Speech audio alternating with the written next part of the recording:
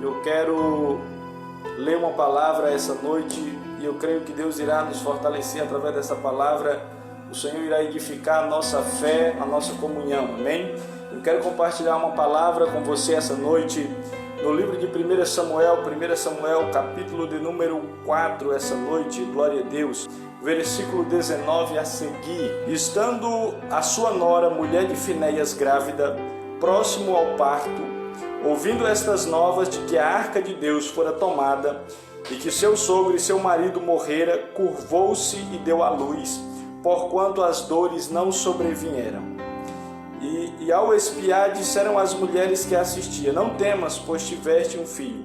Ela, porém, não respondeu e nem fez caso disso, mas chamou o menino de Icabô, dizendo: foi-se a glória de Israel. Isto ela disse porque a arca de Deus foi tomada e por causa do seu sogro e do seu marido. E falou mais: foi-se a glória de Israel, pois foi tomada a arca de Deus.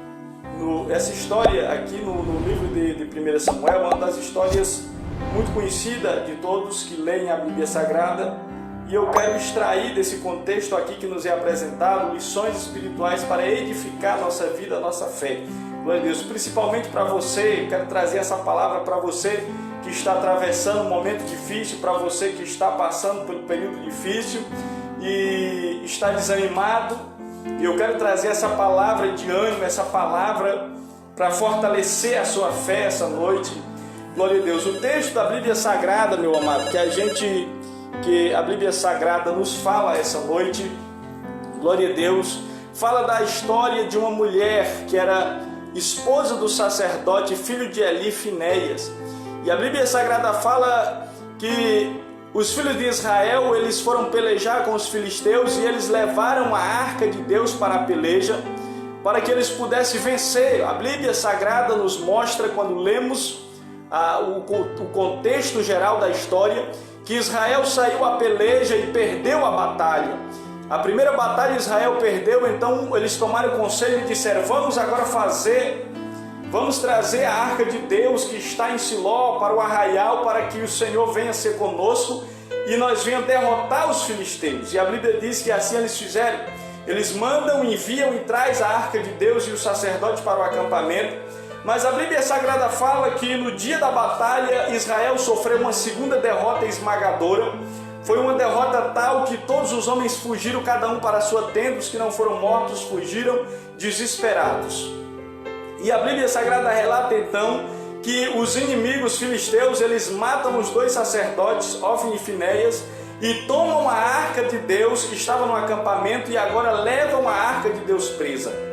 E quando o mensageiro que estava na peleja chega até Siló para trazer as novas, a Bíblia diz que a mulher de Finéia, um dos sacerdotes, ao ouvir aquela notícia de que Israel tinha perdido a guerra, tinha perdido a peleja e que a arca de Deus fora tomada, a Bíblia Sagrada fala que ela estava próximo de dar a luz, já estava quase no mês de dar a luz, e ela se encurva e dá a luz ao menino. Mas a Bíblia diz que ela não veio dor, não veio nada, e ela nem fez caso disso. As suas servas disseram: olha, não tenha medo, você acabou de dar a luz, mas ela não fez caso. Ela somente disse: o nome do menino vai ser Icabô, quer dizer, foi-se a glória de Israel, porque ela falou isso devido à arca da aliança, a arca de Deus ter sido tomada.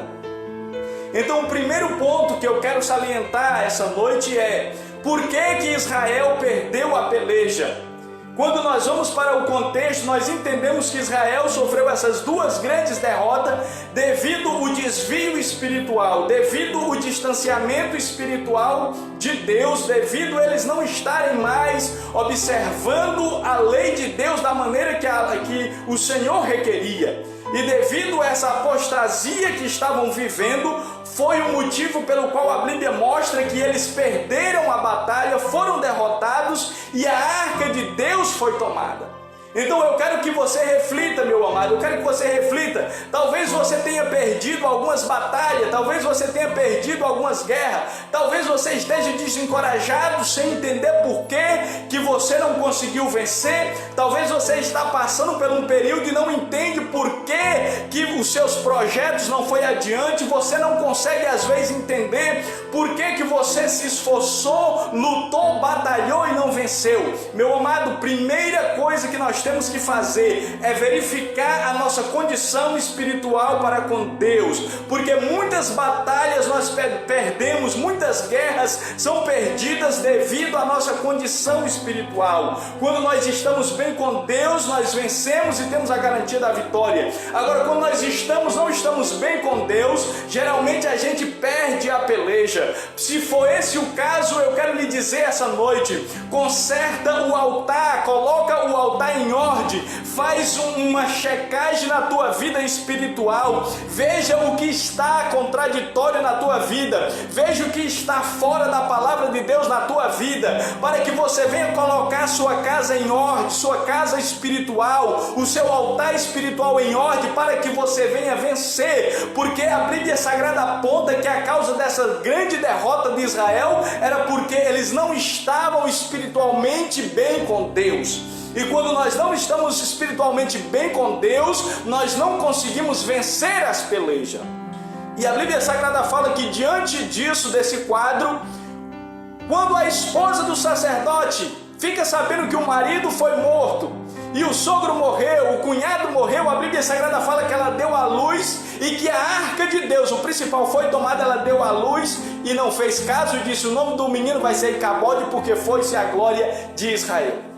O significado, ela nem se preocupou com o menino, não se preocupou não, ela se preocupou com a arca de Deus. Por que ela teve essa preocupação, essa maior preocupação com a arca de Deus? Qual era o significado que simbolizava a arca de Deus? Então nós vamos investigar um pouco o significado da arca da aliança. A arca da aliança, quando nós entramos para investigar na Bíblia Sagrada, nós vemos que ela foi feita por ordenança divina. Quando Deus fala com Moisés no Monte Sinai, e a Bíblia Sagrada fala que Deus fala para Moisés: faz uma arca, faz uma tampa dessa arca, um propiciatório, coloca 2 querubins, um de frente para o outro, e coloca sobre essa arca, banha ela de ouro. Ela era um caixote banhado de ouro com 2 varais para que fosse carregado. E a Bíblia e Deus falou a Moisés assim: olha, eu agora irei falar com você do meio da arca da aliança. Eu não vou mais falar com você de cima do monte, eu vou falar contigo de cima da arca da aliança. A arca de Deus simbolizava a presença, simbolizava a glória de Deus no meio do seu povo. E quando agora é algo inédito na história, nunca havia acontecido uma coisa tal, pois a Bíblia Sagrada fala que a arca de Deus era o lugar da manifestação da glória de Deus. E agora a Bíblia Sagrada nos mostra que ela foi tomada e levada aprisionada pelos filisteus. Então isso causou um grande desespero naquela mulher. E por que causou? Porque ela sabia que sem a presença de Deus, Israel nada era. Ela sabia que sem a glória de Deus, Israel nada podia fazer. Aqui nós aprendemos outra preciosa lição, pastor. E que lição é essa, amado? Nós temos que aprender que sem a presença de Deus nós não vamos a lugar nenhum. Nós temos que compreender que sem a presença de Deus nós não temos capacidade nenhuma. Sem a glória de Deus na nossa vida nós não temos nada. Sem a glória de Deus na nossa vida nós estamos perdidos. Sem a presença de Deus na nossa vida nós estamos aniquilados. Ela sabia a importância da presença de Deus. Ela sabia a importância que a glória de Deus, a manifestação da glória de Deus era preciosa sobre Israel. Uma vez que Israel perdesse essa manifestação da glória, essa presença gloriosa de Deus, Israel estava aniquilado. Quando a glória de Deus se vai da nossa vida, aí tudo acaba. Tudo acaba, meu amado. Tudo acaba quando a glória de Deus sai da nossa vida. Muitas pessoas não sabem o que foi que aconteceu com elas. Elas se perguntam: eu estava tão bem, eu estava caminhando com Deus, eu estava tão bem na fé, eu estava vencendo, e de um certo tempo para cá, eu não sei o que aconteceu, eu perdi o fervor espiritual, eu perdi a presença de Deus, eu perdi aquela sede, eu perdi aquele desejo de buscar Deus, pastor, eu perdi aquele desejo de congregar, de orar, de me envolver com as coisas de Deus. Meu amado, se isso está acontecendo com você, isso é um sinal claro de que a glória de Deus foi. E acabou de foi-se a glória. Quando a glória de Deus se vai, a pessoa mergulha no desânimo espiritual. Quando a glória de Deus se vai, o crente mergulha na negligência espiritual. Quando a glória de Deus se vai, o crente não congrega mais. Quando a glória de Deus se vai, o crente que louvava não louva mais. Quando a glória de Deus se vai, o crente que pregava não prega mais. Porque sem a glória de Deus, ele não tem mais força, ele não tem mais coragem. Sem a glória de Deus não tem como mais prosseguir. E ela entendia a importância da glória de Deus. Sabe o que é que muitas das vezes nos falta? É nós compreender a importância da presença de Deus.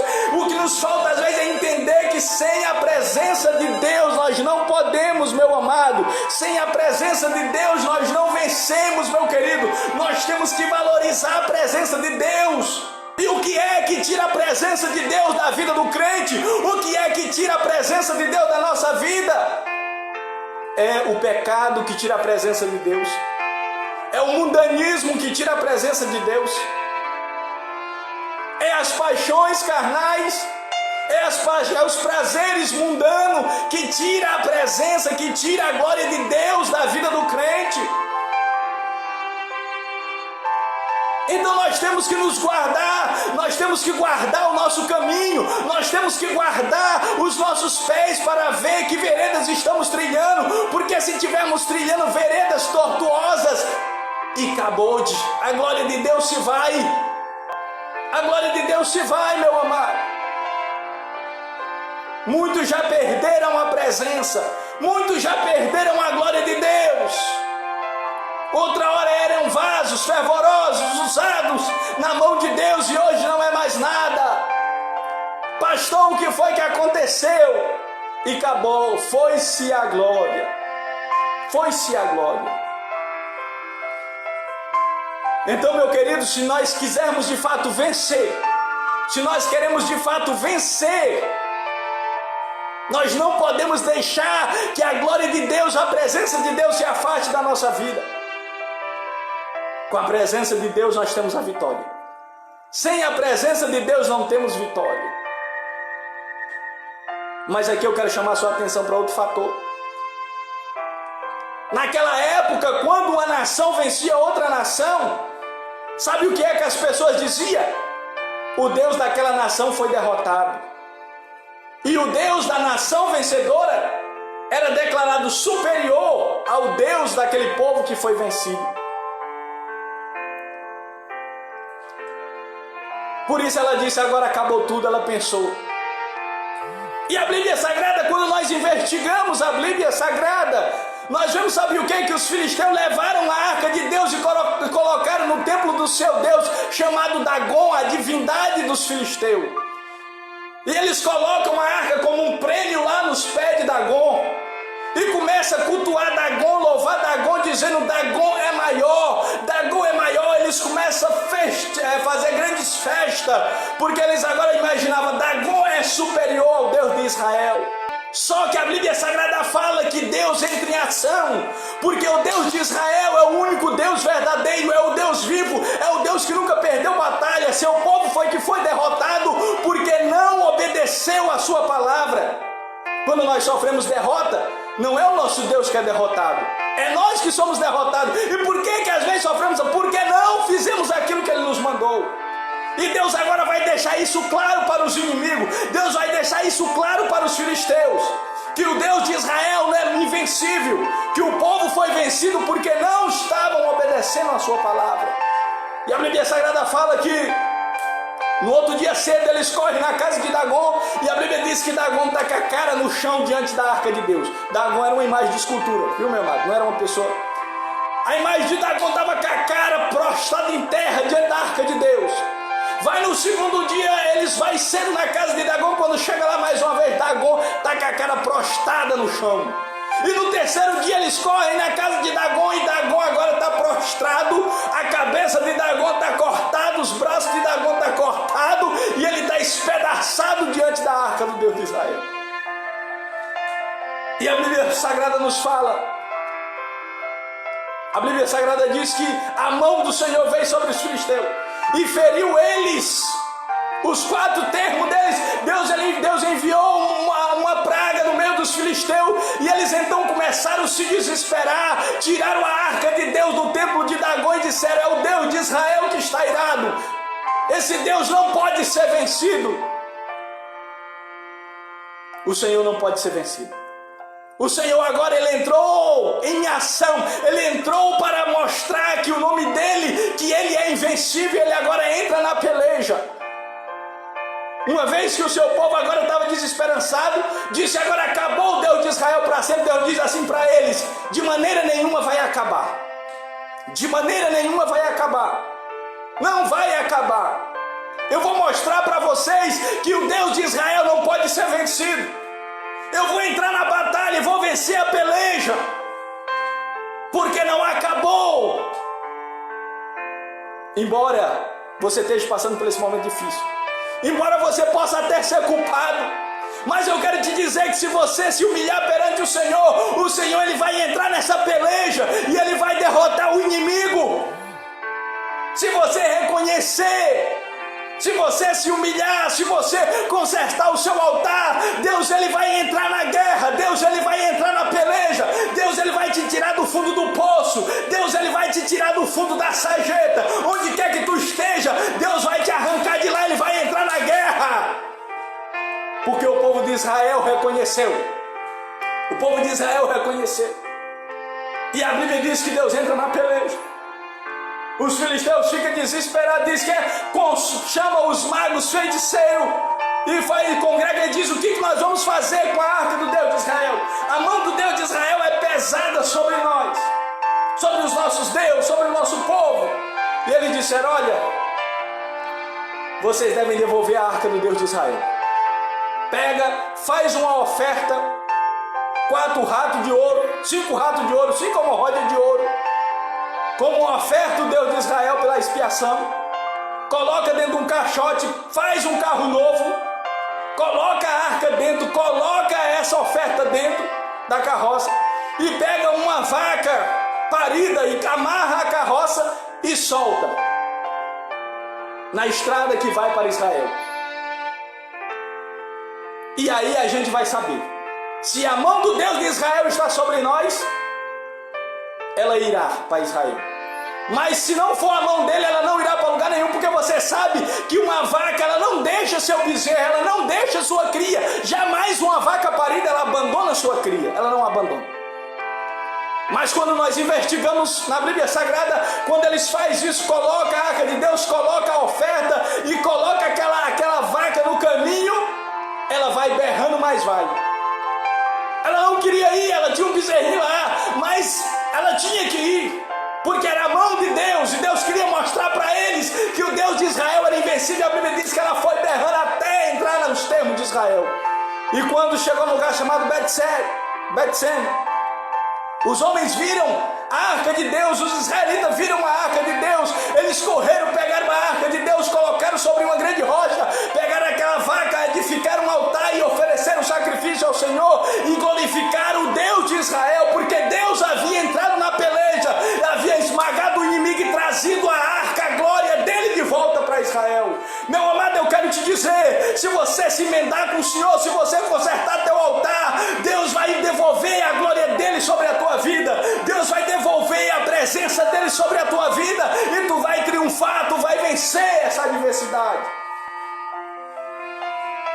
Pastor, é muito difícil, eu já cheguei no fundo do poço, mas nada é impossível para a glória de Deus. Quando a glória de Deus se manifesta, quando a glória de Deus entra em ação, meu amado, ela te arranca do lugar que você está, ou seja, onde você estiver, seja o que você esteja vivendo, passando, seja qual for o cativeiro. Quando a glória de Deus, a presença de Deus se manifesta, você é livre, você é liberto, e você canta o hino da vitória. Eu quero essa hora orar com você. Eu quero clamar a Deus com você. Você que não sente mais a glória, não sente mais a presença, talvez você está numa situação que não sabe como sair. Mas Deus vai te tirar daí a partir do momento que a glória dele se manifestar na tua vida. As cadeias vão ser quebradas, os embaraços em nome de Jesus, e tu vai prosseguir, tu vai atravessar essa crise. Tu vai vencer essa peleja, porque é Deus que vai entrar na guerra agora. Vamos orar, ore comigo agora em nome de Jesus. Pai, eu oro agora com essa pessoa que está nos assistindo, meu Deus. Pai, eu não sei o que ela tem vivenciado, o que ela tem passado, Mas o Senhor sabe, o Senhor conhece de todas as coisas. E a tua palavra fala, meu Deus, que nós vencemos as pelejas. A tua palavra foi clara essa noite e nos dizer que a peleja só é vencida quando a tua glória e o teu poder é manifestado em nossa vida. Quando a tua glória e o teu poder não está manifestando em nossa vida, nós perdemos a peleja. Nós não queremos que a tua presença se afaste de nós. Traz a tua presença, traz o teu poder novamente sobre a vida dessa pessoa que está caída, triste, desanimada, meu Deus. Traz a tua glória, ergue ela, levanta ela, meu Deus. Quebra essas cadeias, essas prisões, esses cativeiros espirituais que está sobre a vida dela, Pai. E concede a vitória, concede o milagre, concede a bênção no nome do Senhor Jesus. Amém. Meu amado, que a presença de Deus esteja com você.